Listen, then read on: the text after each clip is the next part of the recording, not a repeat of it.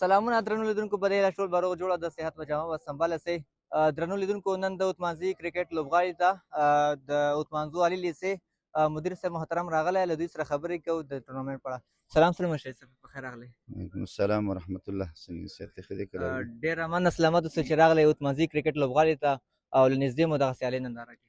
بس موږ هم ډېر خوشحاله شو چې دې نندارې ته رالو، او دا چې اتمانزي یو معرف پروره قوم دی، امن پروره قوم دی، معرف دوسته قوم دی، مېلمه دوسته قوم دی. نو دوی د تندې د خپلې تندې د ماتولو په خاطر باندې موږ هم رالو چې دغه ننداره وکړو او د خپل ځوانان تشویق کړو. په دې کې اکثره لوبغاړي چې دي هغه زمونږ د لیسې موږ شاګردان تېر شوي دي، بس فارغ شوي دي او یا اوس په لیسې په جریان کې دي. خو په دې باندې خوشحاله یو چې ټول لوبېږي د امن فضا کې، او په دې باندې دوی نه موږ ډېر خوشحاله یو او په دې باندې فخر کوو چې یاره زموږ شاګردان په دغسې لیګونو کې یو د قوم سره په اوږه په اوږه باندې لوبېږي او لوبه کوي. ډېره مننه چې صاحب اتمانزي کرکټ لوبغاړي ته راغلي، له نږدې مو دغه سیالۍ ننداره کې څه احساس کوئ؟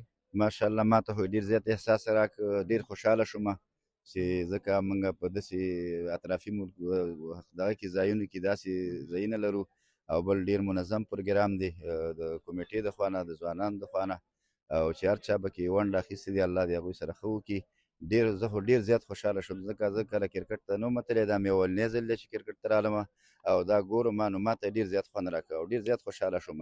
او په هغه هلکانو باندې چې زموږ شاګردان تېر شوي دي 10-15 کاله مخکې او ګورم هغوی مې ولیدل، نو په هغوی په لیدو هم ډېر خوشحاله شوم. نو الله دې تاسو ټولو سره ښه وکړي. مننه. ډېره مننه چې صاحب محترم په وروستیو کې لیدونکو ته څه پیغام لرئ؟ بس لیدونکو ته دا پیغام لرو چې دغلته چې دا څومره خلک راځي، مېلمانه راځي، د دوی ښه درناوی وکړئ. تاسو خاص هم مېلمه دوست او معرف پرور او وطن دوسته خلک یاستئ چې څوک درنه خفه لاړ نه شي.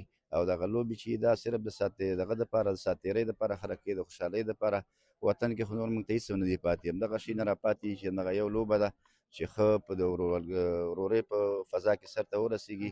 نو زما ټولو ته دا پیغام دی چې بس ګټه او بیلات مهم نه دی، چې هر څوک یې ګټي، خو چې د ورورولۍ په فضا کې لوبه وکړي او د قوم او د ولس په شونډو باندې خوشحالي راولي. ډېره مننه چې صاحب محترم چې راغلی اتمانزي کرکټ لوبغاړي ته او زحمت وویستل. ډېره مننه، ښه وخت درته غواړو.